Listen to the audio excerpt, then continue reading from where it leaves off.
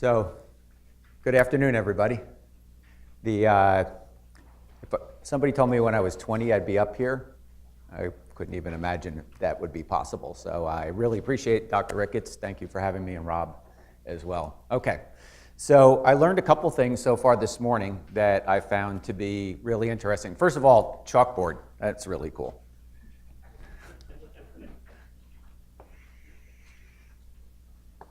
I love Vern's Curve because that's the story of my life, pretty much, except it just keeps happening over and over again. And the second thing I learned that's really interesting is I made it into the 7%. I'm one of the people who exited a business and I'm happy with the outcome. So what I want to do here today is tell you a little bit about the background and the lessons I learned along the way, and then give you a framework that I've learned by being in the business of buying and selling businesses for a while. Is that good, everybody? And I don't have the spot right after lunch, which is also good. So let me see how I make this thing go. Okay, so really quick, just about me. I'm not going to read off the slide, but I've been involved in a lot of transactions. A bunch of them as a founder of a business, sold a bunch of businesses, and I've been involved on the buy side for a whole bunch of businesses.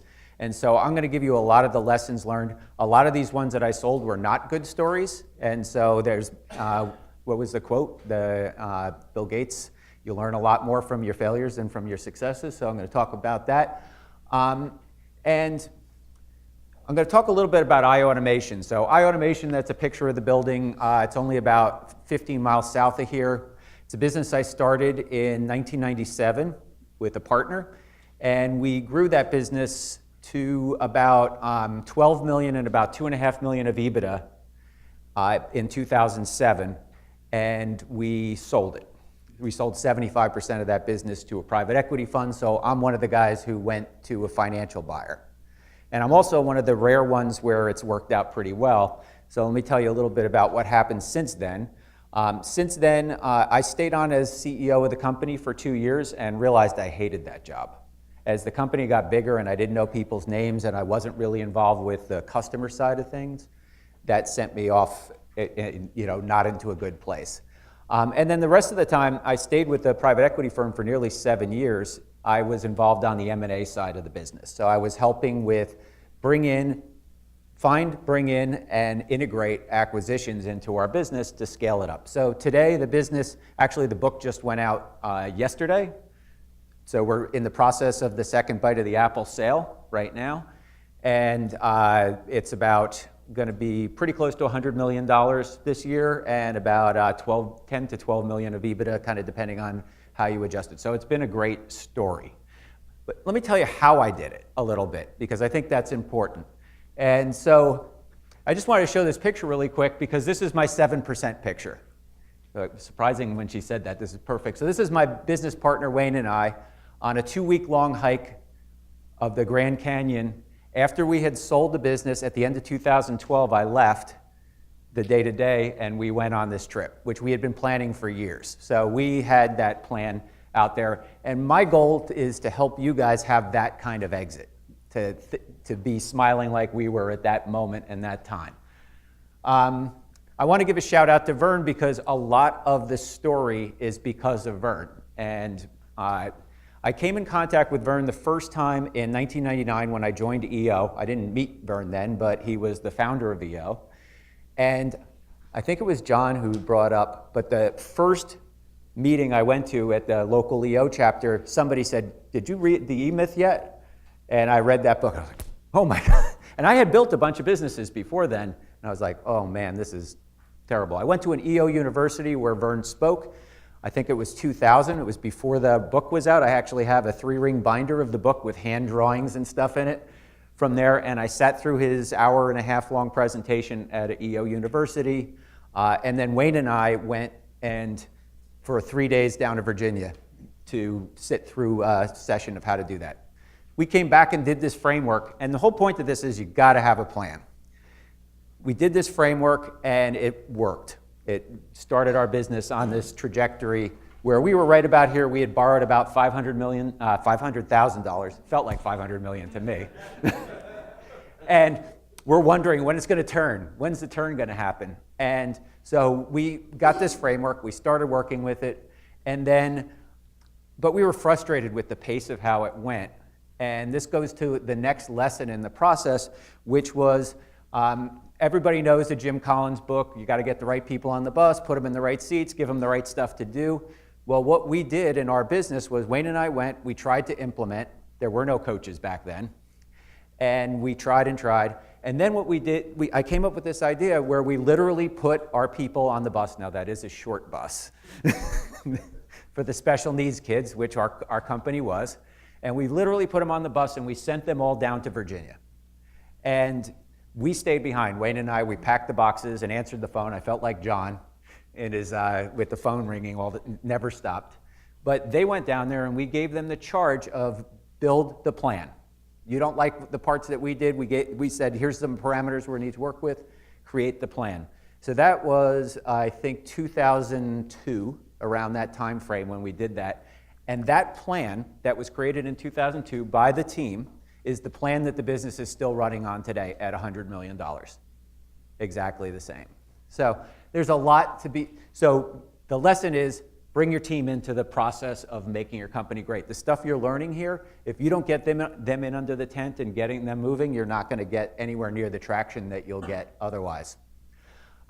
The other part of how I successfully did it, this is a bunch of people in the room will recognize that room as the Birthing of Giants. It's the Endicott House. And I saw Jimmy Colano and the guy from APC and like 2 other people came and they told their story about selling their business. And this was right around the time that we had grown. So we got out of this curve and we had grown. And now the people in our firm were saying to me, I got a problem. I'm going to need to leave because the next job up is yours. And if we're not growing, if we don't grow fast enough, there's not going to be, I got to leave to continue my career. And so I learned that so I got that input on our annual planning session. In April, I'm sitting in this room and I hear all these stories of people selling their businesses. I'm like, 1, I can do it, and 2, boy, this is full of pitfalls and challenges and things that I'm going to have to deal with to make things happen. Some of the people who came up on that stage, their stories were amazingly awesome, and some were incredibly sad. Incredibly sad. But I learned a lot. I learned that I needed to know a lot before I got into the next steps. Okay, so all this stuff came from all these different places. The EO, I went after, at the end, I became a coach to help other people do this. I'll tell a little bit more about that later. Read zillions of books. Most of the lesson I'm going to talk about today is about what I learned by being in the private equity business.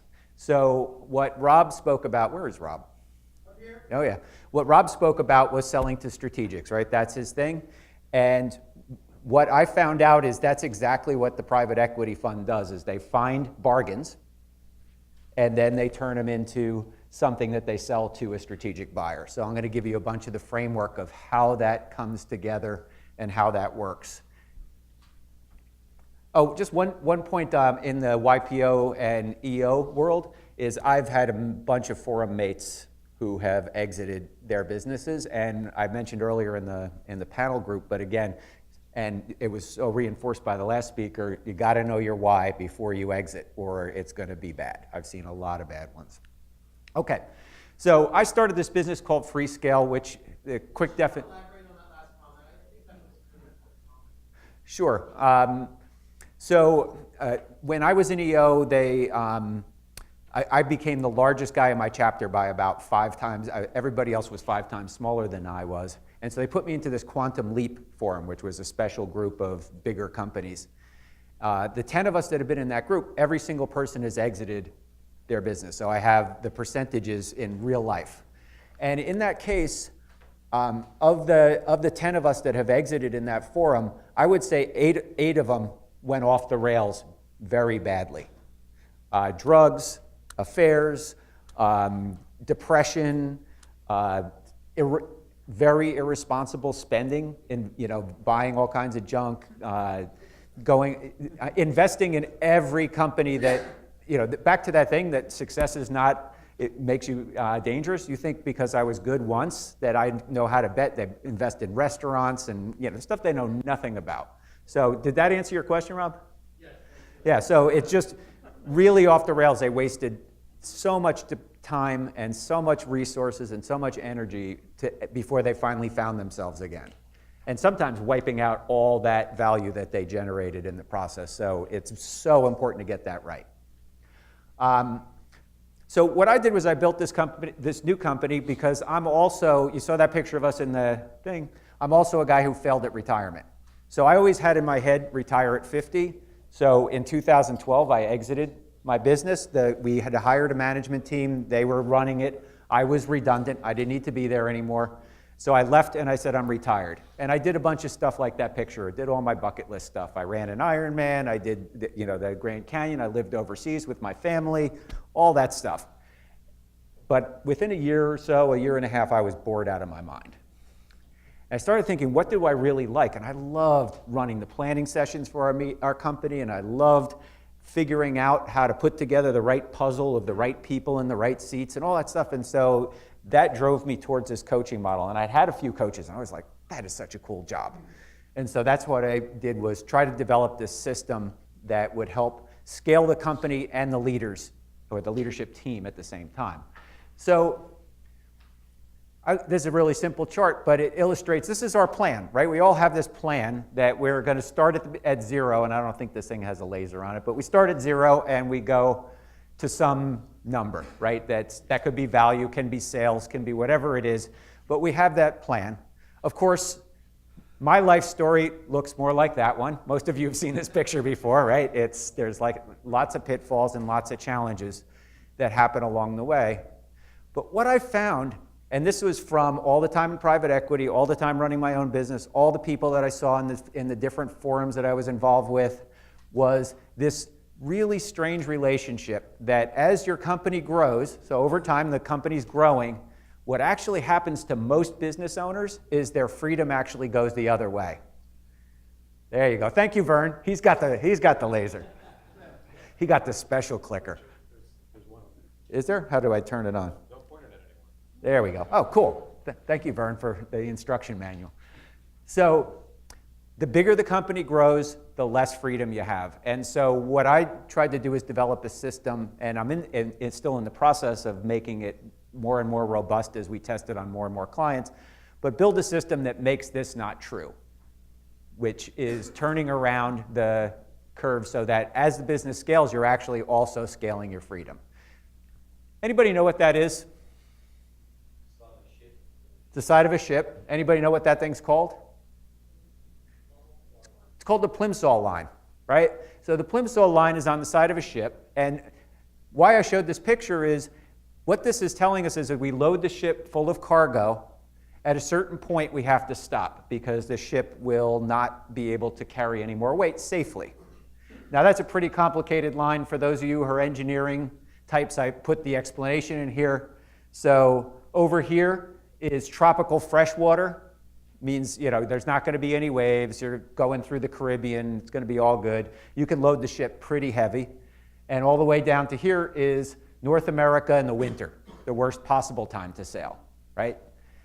Why am I showing this? Because this is the exact challenge of why you get to why that freedom and scale go opposite directions. And the more that you can do to raise that line up inside your business, the stronger it will be, the more valuable it'll be. Consequently, all the stuff that you've heard so far, the more things that make that line go the opposite way, reduce your value to the buyer. So I'm going to talk a little bit about that framework and how that works. So when you think about a business's Plimsoll line, right? If this is 100% capacity, then what happens is if you're below that capacity, you're doing all this stuff, and I'm not going to read off the slide, but you're thinking strategically, you're spending time and energy developing your people and making plans for them and growing them. You're building a talent bench inside your business. You're doing all the right things to make your business go. And once you cross over that line, you're going into panic mode, right? You're firefighting. You're finding that you're wasting a lot of money, right? You're shipping stuff FedEx because you forgot or were late. You're, taking back credits for things that were put together in a hurry, right? And so you're above the Plimsoll line, right? And every wave just comes in and floods your boat full of water, right? And so the more that you can figure out how to move that needle down, the better off you're going to be. Okay, and so when I describe it as, let me ask a question now. How many of you live a chunk of your business life above the line? Wow, right? That's about more than half of the room, right? Okay, so if there's a framework that you can use to help you get there, that's what we're trying to build here. And so what's free look like? Because I want to just break down the free scale. Free is you've got clarity, you know what your personal why is and why you're doing what you're doing, especially why you might want to exit your business to do something else. You've got clarity around the purpose of the business and what it can do. You've got clarity around that the team that you have are the right people in the right seats doing the right stuff. And you've got clarity about your value proposition. I'm not going to beat up on certainty because a bunch of people have already talked about it, but you have a predictable business model, something that you can see and you can sell.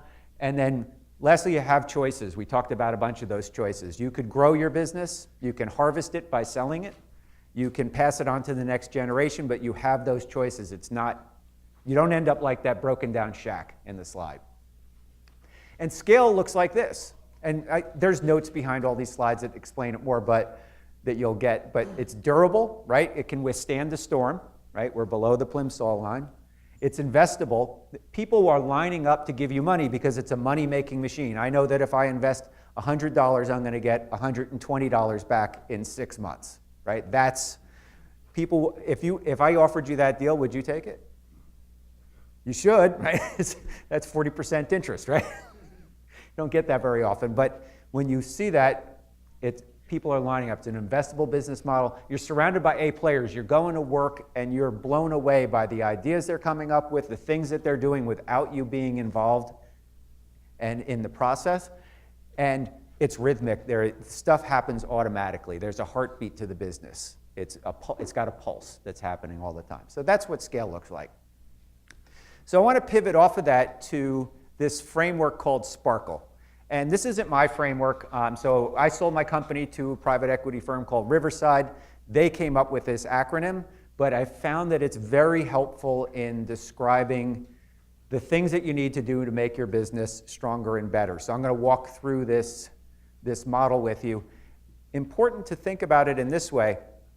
In the private equity world, a financial buyer buys your business, and the less it sparkles, the better a deal it is for them. And so we're looking for companies that aren't sparkling, and then we buy them and we get them to sparkle. So let's talk about each one of the pieces, right? So the first one is scrubbed and clean, right? And there's, what do I mean by that? Anybody have an idea? Go ahead. You got your books lined up, you got your infrastructure, looks pretty standard, cleaned up. Mm-hmm. There's no one's asking you very basic questions. Yeah. So I've been on the buy side with the private equity guys a ton, and I'm going to give you a list of the things that we pick apart and make millions of dollars of haircuts. They call it a haircut. Every time I come back and give you a haircut, this is how we get that deal price. Remember I think it was Vern described what they teach you in business school? This is exactly how it works. So first thing to think about is your agreements. Think about your business in its holistic sense, and think about the agreements that you have, and start right at the core, which is what kind of ownership, partnership agreements do you have? I've seen more deals blow up because of different equity, different situations. There's been no clear buy-sell in the arrangement, and so they're stuck. Employee agreements, that one bit us hard. A couple years ago, iAutomation, the company that I founded, we had a supplier pull from us. It was a almost $25 million of business we lost overnight. The company was about $75 million at that point, so 1/3 of our revenue. They stole 13 of our 26 salespeople, and it was because we didn't have these agreements right. We screwed up on that one. So that cost us millions of dollars and delayed our exit till now. It should have been 3 years ago. And that tied to the supplier agreements. Right? In your business, almost all of you have dependency on other companies for something, whether it's products, services, et cetera. Think about what would happen if one of those guys went into competition with you, or reversed, or backed out, or made a better deal with somebody else. What would happen to your business? So making sure that those agreements are locked down. A big one for us when we were exiting, we ended up taking about a $75,000 haircut, was our leases on our space. They had a change of control clause in the leases that basically we had to pay off the lease at close and then renew the space. So we paid twice for 5 years, right? But again, I'm just trying to give you little bits of nuggets that might save you the trouble down the road, right? You mentioned it earlier, make sure your books are clean.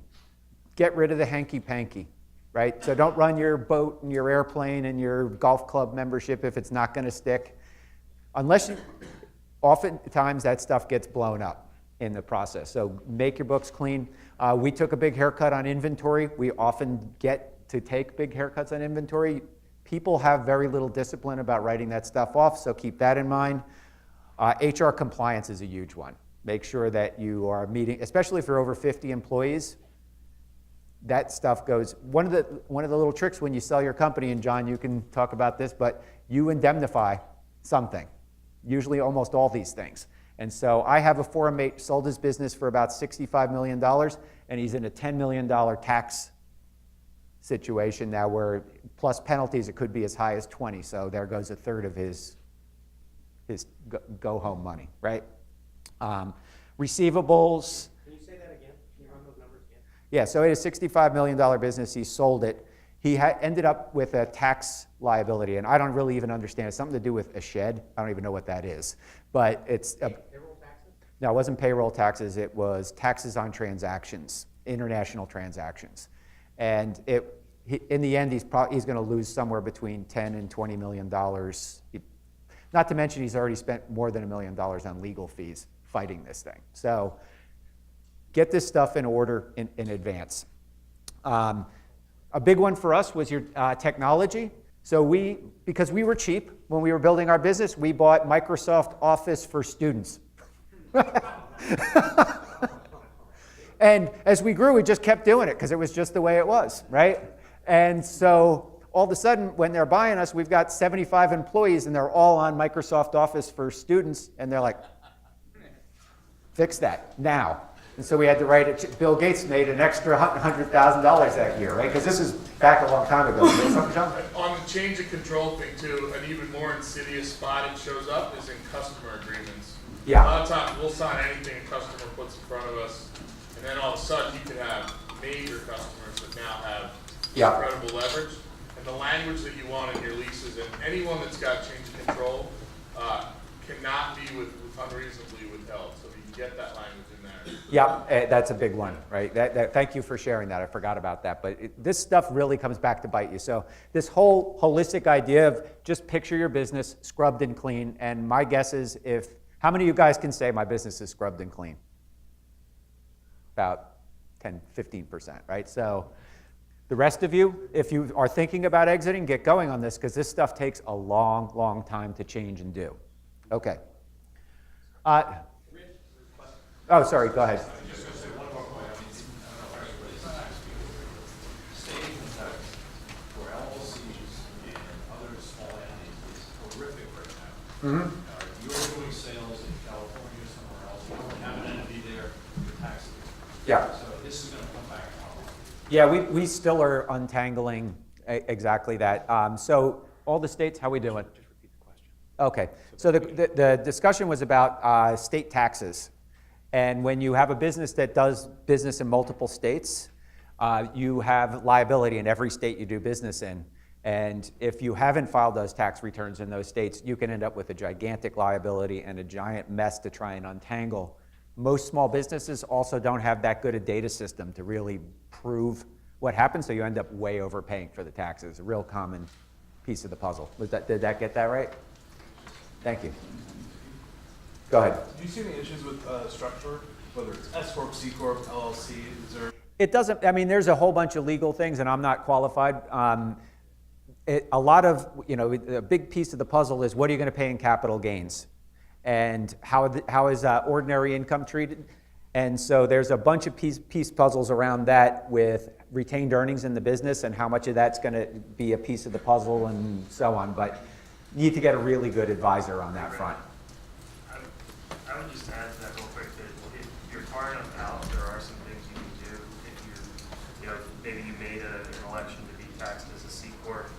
might be able to merge into another entity and take advantage of things.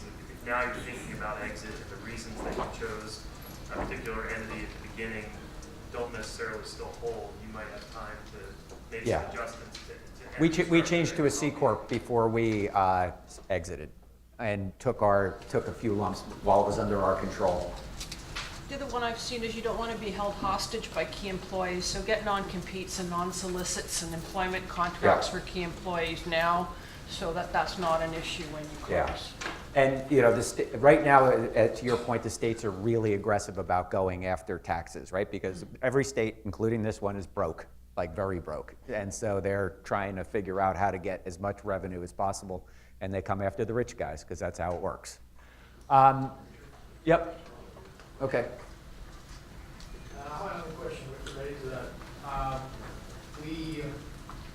We're in the meat trading industry. Okay. For us to really grow our business, it's by bringing traders who bring a lot of sales. Mhm. So just by bringing one person, we can basically not double, but considerably increase the number of sales. Right now, our market share is big enough where we are, and we need to expand to other markets. For us to bring traders that have that experience, it's been really hard because we've been in the industry for 5 years. Mhm. So it's tough for them to move to another company where they are, and the people we're trying to bring have a lot of experience and make a lot of money. So some of the ideas that we got from people that we met here is like, give them some share of the profit sharing or stuff like that. How important is that at the time you're exiting? It's very important if you can pull it off. I'm a big fan of phantom stock. That's what we used in our business model to make it, to reward the people who helped us get there. Again, this is a very complicated topic, and I have a very short period of time to talk, so I want to get through this. But the question was about how to reward people to get them to stay and keep them tied down. The answer is yes. You want to do something to incentivize them to get to the other side that is appropriate for your business model. And it's so different in every single case. Sometimes it's a stay bonus, sometimes it's phantom stock, sometimes it's stock options. Once we were owned by private equity, we converted everybody to stock options because we had people who knew how to do that stuff and we didn't know how. What's a phantom stock? Is that just the profit share? That's not.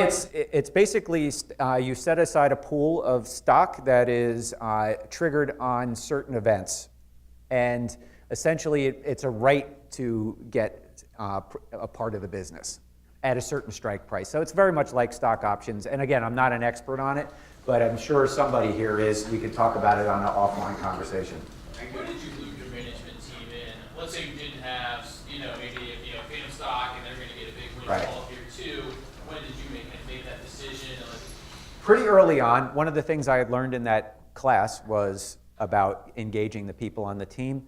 And I had the luck that because we had this great operating rhythm in our business, the people on our team, the guys and girls on our team, were telling us we needed to grow and expand outside of our geography into new locations, new product lines. And honestly, I didn't have the operational expertise. I'm an engineer, and I didn't really know business that well, and I didn't have the dough to do that. All my wealth was tied up in this one business. And so getting outside investors was part of our puzzle. And what we did was, so when I went to that thing with Vern, he basically started the conversation with, said, if you do what I proposed, do this one-page plan and the rhythm and so on, you're going to get to 3 times industry profitability was the thing. And I was like, wow, that's pretty cool, because if we could do that, we would be able to buy companies at a discount that they didn't even know existed, back to strategic value, right? But because I'm a competitive bastard, I essentially took Vern's 3 and made it 5. So when the guys came back from the bus, they're like, he didn't say 5, he said 3. And I'm like, yeah, he said 3 to 5. But we did get to 5 times industry profitability in our industry. And that's a whole long story. Anybody wants to know how, I'll explain it some other time. But I'll talk a little bit about it in a minute. But getting them involved early in the process and having them be part of it makes it so much easier. When you're trying to do this and you're hiding it, it's almost impossible, because everybody knows something's up. You're going crazy. I was very lucky I had Wayne, and so Wayne ran the business while I ran the process, but not everybody has that luck. I would say if you don't have somebody to run the business, that would be your first step. is making sure you have somebody, because it is so all-consuming when you're in the due diligence and selling, pitching phase. It just uses up. I probably spent an entire year working 60-hour weeks before we sold our company to get all this stuff together. Okay, powerful management team, what does that mean? It means basically you've got a group of people that have legs, right? That they're going to be the right people at 2 times where you are today, right? Because part of what you're selling to the buyer is this place is, you're right here, right? And you got all this capacity already built in. So do you have the right people there, that you have no single point of failure in your business, right? There's backups for every person in the company. And more importantly is you have a virtual bench. So you've been building over all these years, you have relationships and so on. So if your CFO quits or your head of sales or whatever, you're already having conversations with the people who are the best in your field and making that happen. So having that lined up crushes it. When we sold our business to the private equity guy, we ran an auction. We ended up with 6 bidders. 2 were private equity, 2 were family offices, 2 were strategics. And we were small, $2.5 million of EBITDA is a tiny company in that space. But what we were selling was this idea that we could take our New England-based business and make it nationwide, and with that 5 times industry multiple. And we had done it once on our own, where we did an acquisition, applied our model to it, and turned it into 5 times. And that's what we sold, was that dream of the future, along with the team that could make it happen. Especially in the financial buyers, they don't want to run your business. That would be abject failure if they have to run your business. They're investing in you. In a strategic, that might be that they're just like, get out of here and go. Okay, so powerful management team is the P of Sparkle. And one of the things that, the private equity guys that ended up buying us, they were the highest bidder. One thing that they said that really impressed them and got us and made us stand out and made them raise their bid was we had them walk around the company, and this goes back to your question. We had them walk around and talk to every human in the company that you wanted to. And in our company, every human, this is back in the paper days, had a 1-page strategic plan on the wall, and the last column was mine, my stuff, and how it tied to the big picture. That they had line of sight. They could see how what they did affected the big picture and where we were going. They had never seen that in a $12 million company. It blew them away, so much so that we applied it. I did it at 7 or 8 of the portfolio companies where I just taught them how to do it, which kind of got me into the coaching business. Okay, so you guys got it, big, powerful team. This is a funny one, but it's so important. I can't tell you how many times I walked in on a deal with the private equity guys, and when we walked into the building and you open the doors and you look around, and what do you see? You see pizza parlor paneling on the wall. You see CRT screens on the desks. You see an aged phone system, right? You know, a rotary dial phone system. Boxes of stuff. The place looks like a mess. And literally we would be like, because you couldn't see past that. If that was how they were running their business, then that's indicative of everything else that you're going to see. And I've never seen that not to be true. And so it's so important, clean your place up. Imagine walking into your company tomorrow, what would a buyer see and feel when they walked in the door? Would they see what I described, or would they see sparkling, dashboards up on the wall, plans, all that stuff? It makes a huge difference in your valuation. This one's really important.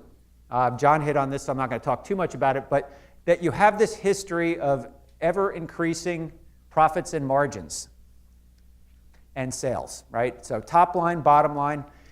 While I was CEO of the company, my bonus was based on 2 things, and it was one multiplied by the other, which the first one was top line growth, and the second one was the ratio of how fast I was growing bottom line to top line. So the faster my rate of change was going up on the bottom line, the more multiplied my bonus. So it's all about, are you wringing operational efficiency out of your business? If your net profit margin, and this is very common, if your net profit margin is going down or flat while your sales are rising, you are not leading your company well. What about gross margin versus net margin? In the end, net margin's the real number, right? So because what goes into gross and net is you can fool around with. Actually, free cash flow is the real number. But are you generating more free cash flow out of every dollar that comes in the top as a percentage? And that was all my bonus was based on that. So if it was zero, if I didn't grow it, I could grow the company $100 million, but zero in increase of net profit, and I'd get crushed. I wouldn't get a bonus. The one thing I'd add to that, if net margin is flat or slightly increasing while gross margin declines, it creates a sense of distrust that maybe you're manipulating some of your fixed costs, trying to prop the business up for sale. So I'll say I think gross margin is probably the most important thing to protect on the way up, because that's the one that is harder to manipulate. Here, about 5 minutes, is that okay? Okay, cool. All right, so we cheated a little bit on the K here, so it's clearly. So this is really important, and it's something I learned. There's a great book, Bob Bloom, it's The Uncommon Advantage, right? And he was a speaker at that program I was talking about earlier, but do you have it really clearly pictured in your mind and the customer's mind about who your ideal customer is, what's their lifetime value, how much does it cost to acquire them, how many of them are there that you haven't acquired yet, and what's your plan to go get them? Do you have that mapped out clear? Do you understand your market? Do you have a unique value proposition for them that gets you higher margins than the other people in your space? And how do you go after it? A big piece of this is a bunch of people have already mentioned it, but I'm going to throw it in there again. If you haven't done it, start doing the Net Promoter Score system. It's Fred Reicheld's book. It's called The Ultimate Question. Get that book, read it, apply it in your business. It's the pulse of your business. It's whether you're making progress or not. One of the things that's really important is knowing what your customers are thinking, because they're going to ask them. Of the companies that I've coached about 14 companies now since I started doing this. About half of them, when I talk to the CEO, they haven't visited a customer in years. Years and years and years. Get out on the road and go see these people and find out what the customers are saying. Understand what the value proposition is. Being able to do that is critical. Probably the best thing I did when I was selling my business, or actually I did it beforehand, but helping to explain it, is a thing called the Business Model Canvas. How many of you guys know what the Business Model Canvas is? Okay, tiny bit of you. Go get the book, it's super tiny, and map your business out on the Business Model Canvas, so when you have these people coming in to talk to you about your business, you go, here's how it works. In a visual, easy to understand way, it will help answer, you make that conversation go from hours to minutes, literally. So go through that process of having a really clear model of how you do that. The L's lots of data. Most companies in that middle market have terrible data. They can't tell you how profitable customers are, how profitable divisions are, people, sections, et cetera. They just don't have enough granularity in the data. At iAutomation, what we did was we built a system, because it didn't exist, where we measured return on time, because time was the only thing we could control. And we were able to tell how profitable a project was down to every human who touched this thing. And that was really, that lever, along with our X factor, which if anybody wants to know what that was, I'll explain it to them, of having an economic advantage, along with the data, was how we got to 5 times industry profitability. Being able to see and focus in on the right kinds of customers. Is there ever, in these kind of situations, too much data? No, it could be bad presentation of the data, but chances are they're going to ask you for something that you didn't even think of, and you can't get together. Every buyer that came to us and went through the process, they just hammered me with stuff that we spent $1 million on our IT, and even with that, I was still struggling. So, is there a resource we can go to get like a all-encompassing due diligence checklist, so we can go through and prepare and We'll send you look one. at the questions they're asking? Yeah. I mean, they're around. I think that's in that book too. Yeah. It's terribly long and bad. Okay. So I'm down to the last 2 letters here. Interesting, this was 7 letters also, like the other one. Excellent preparation. The point here is, think about all the things I just mentioned that you have to do. How long does it take to do these things? Years, right? So somebody said earlier on, don't think in months. This stuff takes years to get the right, if you think about it, people, strategy, execution, and cash, right? If you think about it from people, getting the right people, because chances are, so far in my coaching experience, somewhere between 30 and 50% of your leadership team's not right for the future version of the business. Not their fault always, but they're just not right, and you're gonna have to swap them out. On the execution side, getting people into a rhythm, doing things the right way, having a heartbeat to your business takes a while to get right, kick the kinks out, get it working. On the strategy comes out of having that data, which ties back to the cash. Understanding how every dollar flows through that business and where value is added and where value is wasted. Most businesses I look at, they're a leaky pipe. Dollars are coming in, and by the profits are trickling, dripping out the end, and all these dollars are just falling out all over the place in spots. And then the last part is an exclamation point on the end of Sparkle, which is timing matters. You guys heard this before. We just did an acquisition, our last acquisition for iAutomation just a few weeks ago. So somebody mentioned the 6 Ds or the 8 Ds or however many Ds there are. That was John, and we don't remember what they all are. But this happened to be death. So these guys didn't plan for an exit. The guy was in his 60s. He had a stroke and died.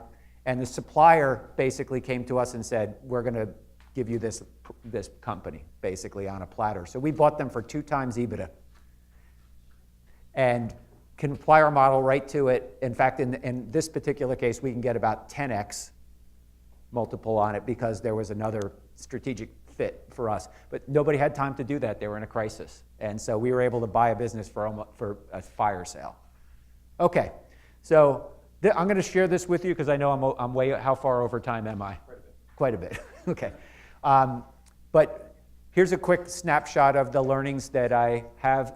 I'll send all you guys the slides, and I just want to put the plug at the end. Hire the best investment banker, attorney, and accountant you can get during this process. It's the most important part. You need good advice, and it's not the people that your dad's accountant or attorney. Okay, and my stuff's on the end. Thank you.